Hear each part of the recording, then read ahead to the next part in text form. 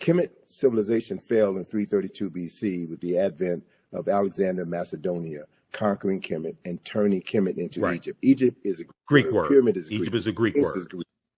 So most of the names of African places and things and people have been changed by non-African people. So if you don't know the original names, you'll never be able to understand the history, the culture, the science, the philosophy, and the concepts as they were originally created. Let me give you one example of that. Pyramid is a Greek word, which means little flat cake, like a pancake. The original word for that structure is mir, M-I-R. And the word mir means the place of ascension. So mir, there are no bodies buried in any pyramids of mir in the entire Nile Valley. None, zero. So anytime anybody tells you that the pyramids were tombs, that is a lie, whether it's an intentional lie or unintentional lie based on ignorance. Mir were always built over tombs. The tombs were underground. So the word mir means the place of ascension. The place of ascension. And the purpose of a mir was to facilitate the ascension of the soul buried underneath it into heaven, where that soul would be reborn. And they were very specific about where in heaven a soul would go to be reborn. So the first text which documented this journey of the soul into the afterlife was carved in the burial chamber of a tomb known as the Pyramid of Unas, right? So it's in his burial chamber where you find the oldest written religious documents in the world were inscribed on the walls of this particular tomb that talks about the soul, that talks about the process for the salvation of the soul, that talks about the judgment of the soul, and the place where souls go to be reborn. So the framework for Western religions can be found in the Nile Valley. So it's important to reclaim the names. It's important to understand chronology and history. So in that context, Alexander of Macedonia conquered Kemet in 332 BC, and the word Egypt derived from the name Hekaptah, which is the temple of the spirit of Ptah in the city of Mennefer, which was later renamed Memphis by the Greeks. And so that word Hekaptah became Aigyptos, which was Latinized and became Egypt. That's how that word devolved, not evolved, it devolved because it lost its essence through the evolution of the word.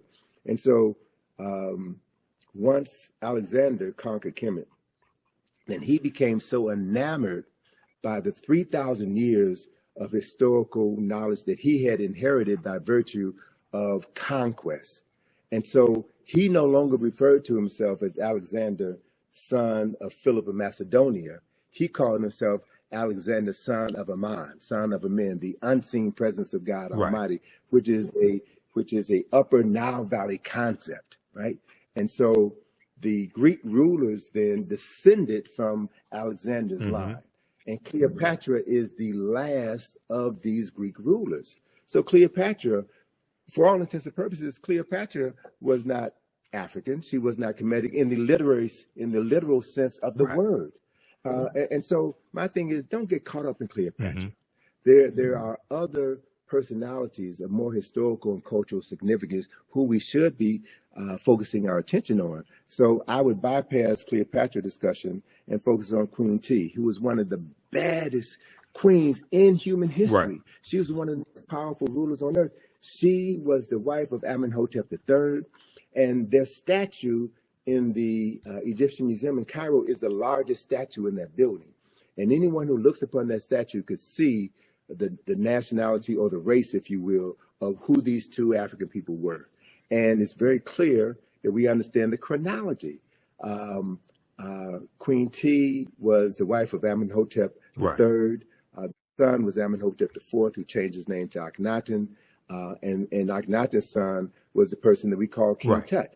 So if you understand the history, understand the chronology, you can focus your attention on subject matters that are more worthy of discussion than Cleopatra. Not to dismiss her summarily, but Cleopatra is about as significant as Meghan Markle. I'm just saying. Context is everything. Context is everything. So look at, and there, thank you for that image of Queen Tiye. Now, that's a very small image of Queen Tiye. And what I would also suggest those of your listeners who live in New York, go to the Metropolitan Museum, the Met Museum, and you'll see an image of Queen Tiye in the Met Museum. But that image of Queen Tiye has half of her face destroyed. And there was an article that was written in the 1970s that was an attack against African-centered scholars. And Asa Hilliard brought this knowledge to our attention. The people from the New York Times had interviewed him as part of this same debate that folk are having right now about Cleopatra and African history. And Asa Hilliard showed this image of Queen Tiye. And this image of Queen Tiye, I love it so much because it reminds me so much of my dear friend, Dr. Francis Chris Wilson, with the afro, the stern look, and a woman who was clearly in control of herself and her destiny. So Asa referenced that face of Queen Tiye in the Metropolitan Museum with half the face knocked off. So they had an opportunity, the New York Times had an opportunity to tell the truth, but they chose not to. Right. And so these are the games that we're playing with, and we have to, be very careful about who we get our information from. We should read everything, but read everything with a critical eye so that you can discern when someone is being deceptive. You can discern when you're being immersed into aspects of the truth so that you can ground yourself on the truth and not be led astray by arguments or false narratives that are designed to neutralize your strength, your power, and to waste time. Yes. We really don't have any time to waste. Yeah, absolutely. And speaking of time, I know you have to run, so I want you to let people know about, you told me Egypt on the Potomac Tour is going to start back up.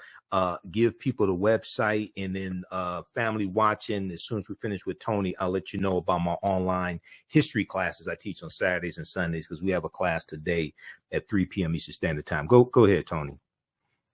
So through our company, IKG, we have been presenting this information for over 40 years. We've done numerous publications. We have numerous activities. One of our most significant activities is our Egypt on the Potomac field trip, which is something that I created in 1986. So Egypt on the Potomac is designed to show people the Egyptian presence, the Kemetic presence in Washington, D.C. Right. And I've done research. We've been doing this for well over 30 years, and no one has ever challenged me based on the information that we put forward to show that America's founding fathers chose examples from the Nile Valley, from Kush and Kemet, in order to establish the foundation for what has become the capital of the wealthiest, most powerful nation in human history. So that activity has been curtailed for the past 3 years because of COVID. But beginning on May the 6th, we will have our regular 3-hour bus field trip of Washington, D.C., where we will take you through various locations throughout the city, and explain the architectural, the symbolic, and the mythological elements of Nile Valley civilization, which have literally been hidden in plain sight. We connect the dots, and we empower people with the ability to see their history and use that history to transform their consciousness. So anyone can go to our website, ikg-info.com. We also have another project that we're going to be unveiling at the Thurgood Marshall Center, where we're based in D.C. It's the John Henry Clark Enhanced History Project. This project, we have 400 square feet of wall space where we're going to be using information inspired by the work of John Henry Clark to tell the story of people who have been written out of the respectable commentary of human history. And this project is my response to certain historical shortcomings in the National Museum of African American History and Culture, which is a phenomenal structure. The only issue that I have with it is that it begins our history in the basement, and it begins our history with slavery. Right. It doesn't talk about who we were prior to our enslavement. Exactly. So the cornerstone of the John Henry Clark Enhanced History Project is a 25-foot long mural, which illustrates 8,000 years of African excellence and success, an undeniable 8,000 years of African excellence and success, which was undermined by the Ma'afa, the European and Arab enslavement of African people. But we have come through the Ma'afa. We have survived. Yes. And through the work that you're doing, through the work that others are doing, we are doing our best to bring forbidden knowledge into the community that needs the knowledge the most, so that they can transform their consciousness and create a world that is worthy of their children and their children's children's inheriting, based on accessing ancestral knowledge and recreating the genius that we were born with. So that's the process, man. And let me just, in closing, let me just share that my good colleague, Charles French, has a new book coming out next month. It's 10,000 years of Nile Valley history. Okay. 10,000 years of Nile Valley history. So I'm really pleased to see that there's more scholars, more sisters and brothers who are doing the work and documenting a history that has been suppressed for so long. And all we have to do is read and study and create spaces within our home. Every home should have a library. Correct. Right? The parents in those homes should spend time reading with your children and having intelligent discussions about how to articulate that history. Everybody pays taxes, and our tax dollars are being used in schools to miseducate many children, black, brown, white, children in the classroom. Right. So we have an obligation as taxpayers to see to it that certain information is accessible in the classroom. And if it's not going to be taught in the classroom, we need to demand of our churches, our fraternities, our sororities, our barbershops and beauty shops to turn those spaces into spaces where we can teach our children and their parents and elders in the community who they are. Correct. So we can transform our consciousness. So support the African History Network. Visit our website, AfricanHistoryNetwork.com. $ the AHN show through Cash App. When you scroll down the page, you can support us. This helps us keep doing the research, pay the bills, pay when I have to travel, because I'm in Washington, D.C. right now. It was Roland Martin's live election night coverage last night. And we were on for 7:30 a.m., 7:30 p.m. to about 3 a.m. Wednesday morning. $ the AHN show, SHOW. These other ones are fake African History Network Cash App accounts I'm still trying to get shut down. If you learned anything today, if you like this type of information, you can support us, $5, $10, $15, $25, $100, whatever it is that supports us. Here's the QR code here. Here's the link for PayPal, and register for my new 12-week online history class. Starts up Saturday, November 9th, 2024, 4 p.m. Eastern Standard Time. Ancient Kemet, one of the original names for Egypt, the Moors, and the Ma'afa, understanding the transatlantic slave trade. We deal with thousands of years of history and what leads up to the transatlantic slave trade taking place. And you can download the lesson plan right here. I do a PowerPoint presentation. We have book references, articles, video clips, over 200 slides, 800 to 100 articles we reference. I'll show you everything on the screen, even the excerpts of books. So you don't have to buy any of these books to follow along in class, but you can if you want to. And we have show you extras with interviews I've done from historians like Professor Janie Small, Professor Kabahai Waka Kamene, Tony Browder, Runoko Rashidi, and more. All right. Remember, right now is correct wrong behavior. It's not over till we win. Wakanda forever. And we'll talk to you next time. Peace. Thanks for tuning in. We're going to get through this. These next 4 years are going to be hard.